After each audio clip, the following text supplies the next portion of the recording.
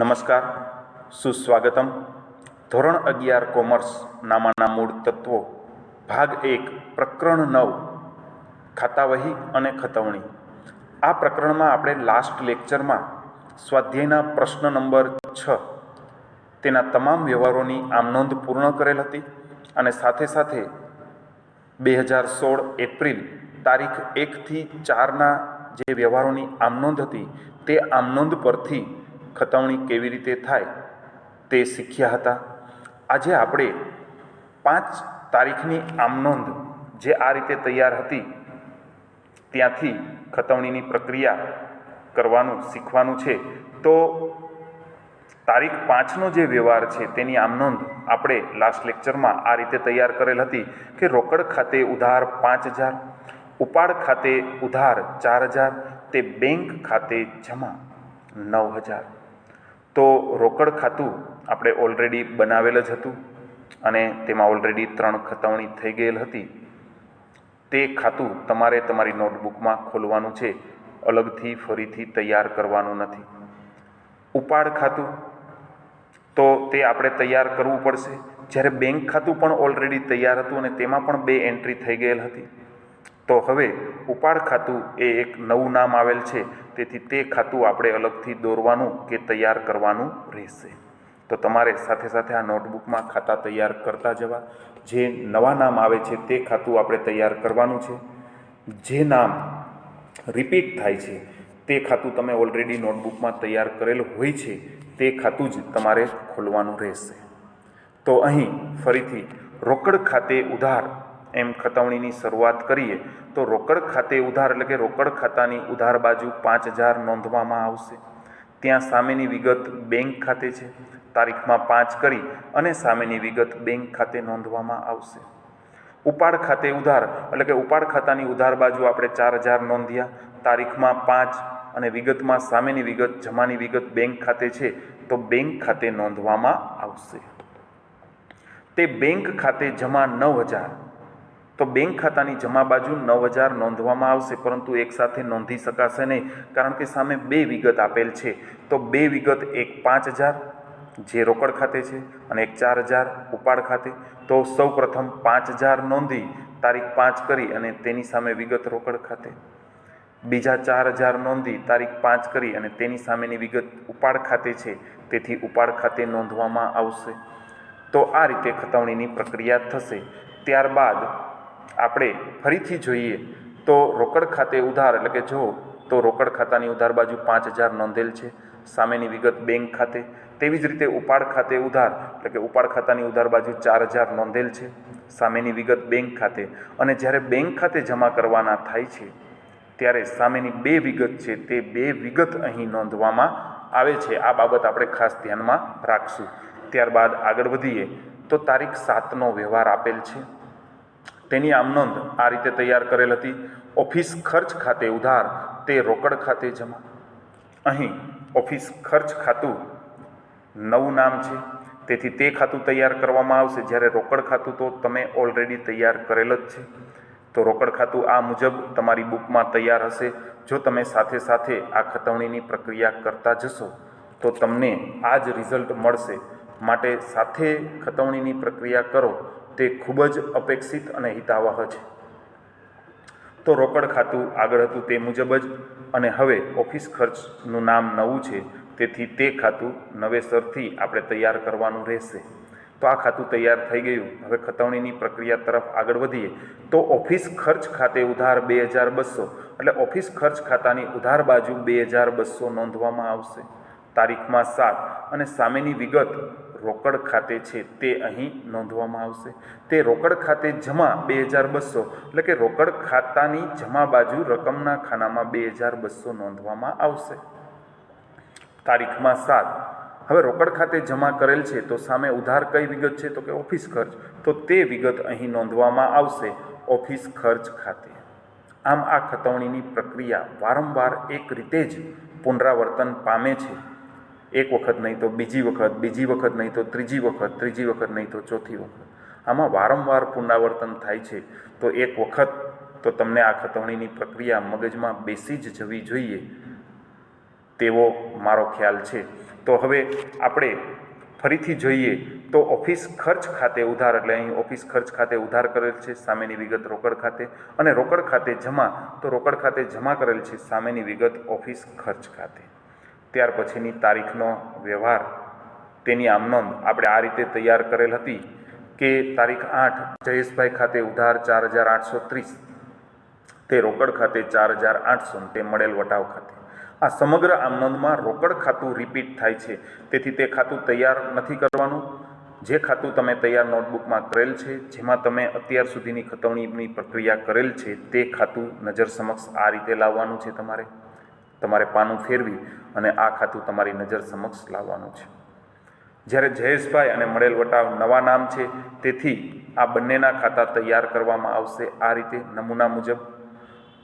હવે ખતવણીની પ્રક્રિયા તરફ આગળ વધીએ તો જયેશભાઈ ખાતે ઉધાર 4,830 કરવાના છે, પરંતુ સમગ્ર રકમ એકસાથે ઉધાર નહીં કરી શકીએ, કારણ કે જમા બાજુ 2 વિગત આપેલ છે.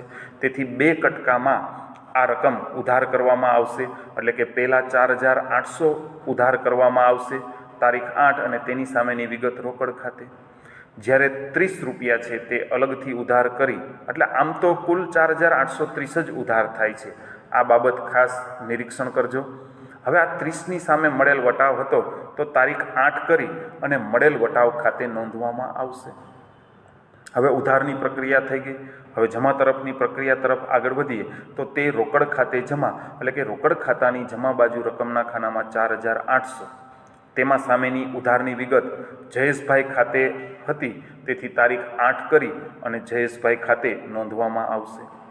તે મળેલ વટાવ ખાતે, એટલે મળેલ વટાવ ખાતાની જમા બાજુ 30 તારીખ 8 અને તેની સામે વિગત જયેશભાઈ ખાતે નોંધવામાં આવશે.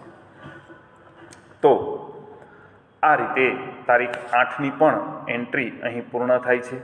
ત્યારબાદ તારીખ 9 અંગે આગળ વધીએ તે પહેલાં ફરીથી એક વખત જોઈ લઈએ તો જયેશભાઈ ખાતે ઉધાર 4,830 થવા જોઈએ, જે 4,800 અને 30 અલગ અલગ કરી અને કુલ ઓવરઓલ આપણે જયેશભાઈ ખાતે ઉધાર 4,830 જ કરેલ છે.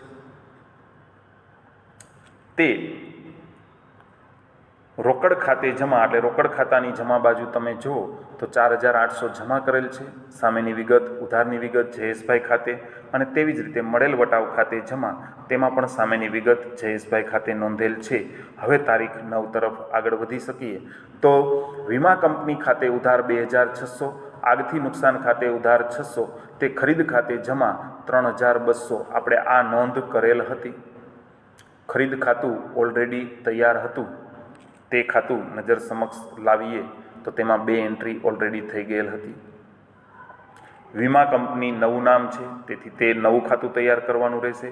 તેવી જ રીતે આગથી નુકસાન નવું ખાતું છે, તે ખાતું પણ અલગથી નવું તૈયાર કરવાનું રહેશે. હવે ખતવણીની પ્રક્રિયા તરફ આગળ વધીએ તો વીમા કંપની ખાતે ઉધાર, એટલે કે વીમા કંપની ખાતાની ઉધાર બાજુ રકમમાં 2,600 તારીખમાં 9 અને એની સામેની વિગત ખરીદ ખાતે છે, તેથી ખરીદ ખાતે વિગત નોંધવામાં આવશે. તેવી જ રીતે આગથી નુકસાન ખાતે ઉધાર 600, એટલે આગથી નુકસાન ખાતે ઉધાર 600 કર્યા તારીખમાં 9 અને સામેની વિગત ત્યાં પણ ખરીદ ખાતે જ આવશે. હવે ખરીદ ખાતે જમા કુલ 3,200 છે, પરંતુ 3,200 એક સાથે નોંધી શકાશે નહીં, કારણ કે સામે 2 વિગત આપેલ છે, ઉધારમાં 2 વિગત છે, તેથી 2 કટકે આ નોંધ કરવામાં આવશે. એટલે કે ખરીદ ખાતે આપણે 2,600 જમા કરશું તારીખ 9 અને તેની સામેની વિગત વીમા કંપની ખાતે આવશે. જ્યારે 600 રૂપિયા છે તે નોંધશું ત્યારે સામેની વિગત આગથી નુકસાન ખાતે છે તે વિગત અહીં નોંધવામાં આવશે. તો અહીં આ તારીખ 9ની આમ નોંધની ખતવણીની પ્રક્રિયા પણ પૂર્ણ થઈ. તો ફરીથી ચેક કરીએ તો વીમા કંપની ખાતે ઉધાર 2,600, આગથી નુકસાન ખાતે ઉધાર 600, અને ખરીદ ખાતે જમા 3,200 અલગ અલગ 2,600 અને 600 એમ કુલ 3200 જ જમા થયેલ છે તે આપણે જોઈ શકીએ છીએ. ત્યારબાદ આગળ વધીએ તો તારીખ 10નો વ્યવહાર, જેની આમ નોંધ આપણે આ મુજબ તૈયાર કરેલ હતી કે ખરીદ ખાતે ઉધાર 6,600, તે રોકડ ખાતે જમા 2,600, તે અનિલ ટ્રેડર્સ ખાતે 4,000. તો અહીં ખરીદ ખાતું આપણે ઓલરેડી તૈયાર હતું, રોકડ ખાતું પણ ઓલરેડી તૈયાર હતું. તો તે બંને ખાતા જે મુજબ તૈયાર છે તે મુજબ જ આપણે નજર સમક્ષ લાવવાના છે. અને અનિલ ટ્રેડર્સ જેનું ખાતું આપણે નવું નામ છે તેથી અલગથી તૈયાર કરવું પડશે. હવે આ ત્રણેય ખાતા આપણી નજર સમક્ષ છે. ખતવણીની પ્રક્રિયા શરૂ કરીએ તો આ રીતે ખરીદ ખાતે ઉધાર 6,600, ખરીદ ખાતે ઉધાર 6,600 કરીએ, પરંતુ સામે 2 વિગત છે એટલે કે 2 કટકામાં આ 6,600 થશે. એક 2,600 અને એક 4,000 અલગ અલગ નોંધવામાં આવશે. તો ખરીદ ખાતે ઉધાર બાજુ સૌ પ્રથમ 2,600 ઉધાર કરશું તારીખ 10, અને સામેની વિગત જે છે તે રોકડ ખાતે નોંધવામાં આવશે. તેવી જ રીતે 4,000 ઉધાર કરીએ ત્યારે તારીખ 10 કરી અને સામેની વિગત અનિલ ટ્રેડર્સ ખાતે નોંધવામાં આવશે. તો અહીં ખરીદ ખાતે ઉધારની પ્રક્રિયા પૂર્ણ થઈ. હવે આપણે જમા તરફ જઈએ તો રોકડ ખાતે જમા એટલે કે રોકડ ખાતાની જમા બાજુ 2,600 લખો, તારીખ 10 લખો અને તેની સામેની વિગત કઈ હતી તો કે ખરીદ ખાતે એટલે કે ઉધારની વિગત જે હતી તે અહીં નોંધવામાં આવશે. તે અનિલ ટ્રેડર્સ ખાતે જમા એટલે કે અનિલ ટ્રેડર્સના ખાતામાં તમે જમા બાજુ 4,000 નોંધો, તારીખ 10 લખો. હવે અહીં જમા છે તો સામેની વિગત કઈ ગણાય? ઉધાર. ઉધાર એટલે કે ખરીદ ખાતે ઉધાર છે તે વિગત અહીં નોંધવામાં આવશે ખરીદ ખાતે. તો આ રીતે આ તારીખ 10ના વ્યવહારની પણ ખતવણી થઈ ગઈ. ત્યારબાદ તારીખ 12 આપેલ છે તેનો વ્યવહાર આપેલ છે અને તેની શરૂઆત કરીએ તે પહેલાં ફરીથી એક વખત ચેક કરી લઈએ કે ખરીદ ખાતે ઉધાર કયા હતા. તો ખરીદ ખાતે ઉધાર 6,600 કરેલ છે, પરંતુ 2 કટકામાં એટલે કે એક 2,600 અને એક 4,000, કારણ કે સામે 2 વિગત છે. તે રોકડ ખાતે જમા એટલે કે રોકડ ખાતાની જમા બાજુ 2,600 નોંધેલ છે અને સામેની વિગત ખરીદ ખાતે, અને તે અનિલ ટ્રેડર્સ ખાતે જમા એટલે કે અનિલ ટ્રેડર્સ ખાતાની જમા બાજુ 4,000 નોંધેલ છે અને તેમાં સામેની વિગત ખરીદ ખાતે નોંધેલ છે. તો આ રીતે ખતવણીની પ્રક્રિયા થઈ. હવે તારીખ 12 તરફ આગળ વધી શકાય, જેની આમ નોંધ આપણે આ મુજબ તૈયાર કરેલ હતી કે દુકાન ભાડા ખાતે ઉધાર 4,800, ઉપાડ ખાતે ઉધાર 6,000, તે રોકડ ખાતે જમા 10,800. દુકાન ભાડા ખાતું આપણા માટે નવું નામ છે તે તૈયાર કરવામાં આવશે. ઉપાડ ખાતું પણ નવું નામ છે તે પણ તૈયાર કરવામાં આવશે. જ્યારે રોકડ ખાતું તો આપણે ઓલરેડી તૈયાર જ હતું, જેમાં આટલી એન્ટ્રી થઈ ગયેલ છે. તમે સાથે સાથે જ એન્ટ્રી કરજો, મારો ખાસ આગ્રહ છે કે જેથી તમને આ સ્વરૂપે જે 12મી તારીખે પહોંચેલ હોય ત્યારે રોકડ ખાતામાં આટલી એન્ટ્રી થઈ ગયેલ છે તે તમે તમારી બુકમાં પણ જોઈ શકો. આ માટે સાથે સાથે આ એન્ટ્રી તમે કરતા જાઓ એ ખૂબ જ અપેક્ષિત અને હિતાવહ છે અને મારો આગ્રહ પણ છે. તો રોકડ ખાતું, ત્યારબાદ દુકાન ભાડા ખાતું, ઉપાડ ખાતું.